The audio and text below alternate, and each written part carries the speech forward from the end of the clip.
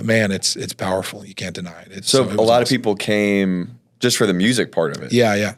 I would say, as we grew through the years and we got more popular, people kind of started to know what to expect at our shows. So at first you had people that were just horrified that we were talking about Jesus. I can't believe this band is doing this. And then, people began to kind of hear what we were about, and they would get to know us. And so it was, they would kind of show up expecting that. And so we had some shows. One of my favorite shifts was the first time we ever played in Montreal. Montreal is one of the least Christian cities in North America. It may be the number one least Christian city in North America. It's like 2% Christian. Wow. And so when we first started playing there, people would be openly hostile to us for preaching the gospel.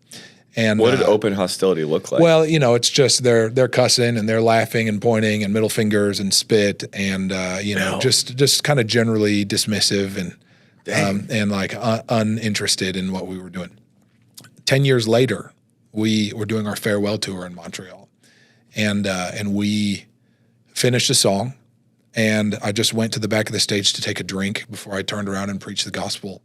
And in that 10 or 15 seconds, somebody in the crowd goes, "Jesus, Jesus."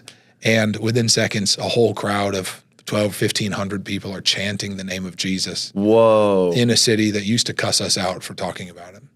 And I sat there that day with tears in my eyes thinking like, man, God, I never could have imagined there would be this kind of shift in a city that is historically so dark. Dude, what's so crazy about that is like, it to me it really is such a reflection of the book of Acts. I'm thinking of Paul like visiting these cities, being met with hostility, planting churches, revisiting them, and then it's like, dude, there's like revivals breaking out in these cities. Yeah. It's like you go to these cities, you're like planting these seeds. Yeah, and then God would send other people to come water them. Sure. And it was, it would be beautiful. There was on our farewell tour, we went to Germany. Germany was another place a lot like Montreal. Like people came and grabbed me and said, "I've never met a Christian before. How can you believe that? It's just a book of fairy tales. How can you be a real Christian?"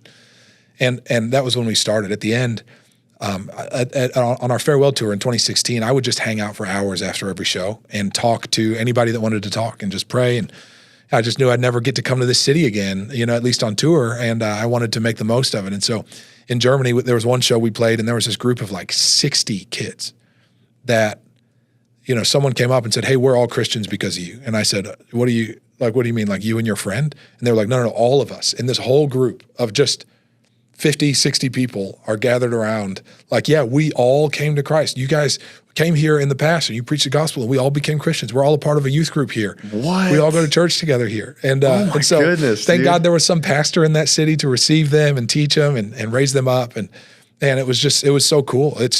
And to be fair, man, like I wasn't pastoring any of these people. We're just scattering seed. I would just come through town and just throw fistfuls of seed everywhere I could and just leave the rest up to God. But like I said, man, if you let the gospel off the leash, there's no telling what can happen.